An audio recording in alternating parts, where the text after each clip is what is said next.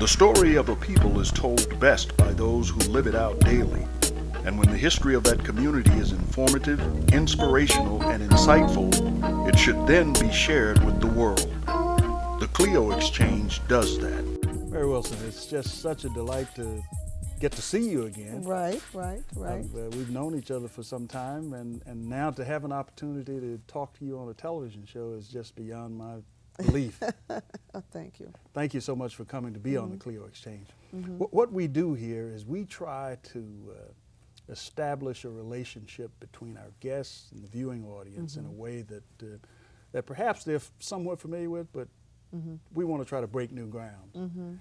And I thought that with all the wonderful things that you've done as a true living legend in the African American community, it might be worthwhile for us to get started by going back to the Brewster Projects in Detroit. Okay, whatever you want. Tell me about growing whatever up you want. there. Well, you know, people tend to think that I originated in the Brewster Projects in the inner city, and which is great, you know. But I moved there when I was about 12, I think. I grew up in the suburbs of Detroit.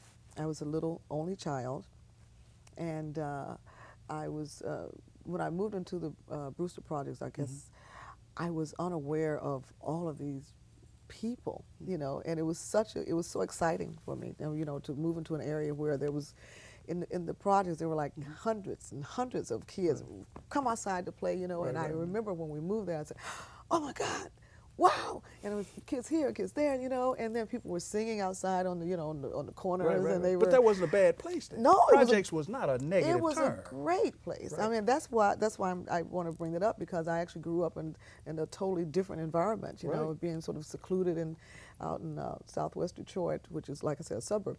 Anyway, so when I moved there, my mom and my brother and my sister, whom I had just met, because I was kind of like adopted by an aunt and uncle. And when I moved to the projects, I moved in with my brothers and my sisters and my mom. So it was all a sort of a new. So your aunt and uncle lived in the suburbs? Yes, and I was the only child with them. How did that happen? I mean, well, it was one of those things. I think you look at the that movement from the south to the north. Mississippi is where you in Mississippi, were born, right? And you move to, you know, up north, and some of the parents weren't able to take care, so your relatives would take care of the people who were, you know, maybe if you had too many children. And so my mother asked my aunt and uncle to take care of me, and they did, and which was really nice. But you know, I was so young when that happened. I was 5, that I didn't realize that they weren't my mom and my dad.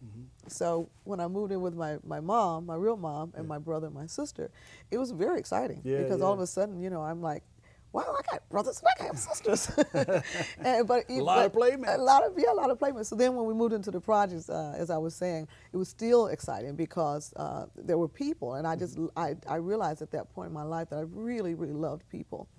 And it was a very exciting time for me. My mom was a domestic worker, and then where did she work at? Like in Grosse Pointe and different places. Harper Woods, yes, places? Right. So that's what you did say, you were living in Detroit. You know all those places. Those areas.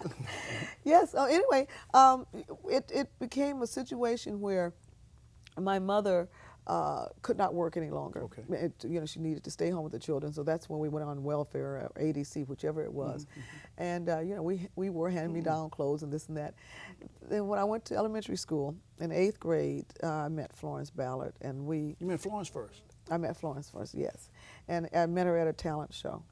And in school. And so after the show, I went up to her, because I didn't really know her that well. I had seen her in the projects. I went up to her and I said, wow, your voice is really great, you know, or, wow, you know, and everyone's singing in the neighborhood. And she said, you were really great, you know, you had the kids all going da, da, da, da. So we had a friendship going right there, and we kind of made a vow to each other that we would become friends. We would remember each other if anyone wanted to start a group. Because that's when groups were becoming famous, you know, during that time. And Frankie Lyman and the Teenagers was, you know, the group. So anyway, that's when I met Flo. Let me ask you about her. Was at that time, was she as jovial as, man, I used to see you guys, and she was. I'm glad you mentioned that. She was one of the most, I mean, she was kind of girl, her laugh was such that if she laughed, everybody in the room would laugh. I mean, she had this, and she laughed from down here. She was just a happy person.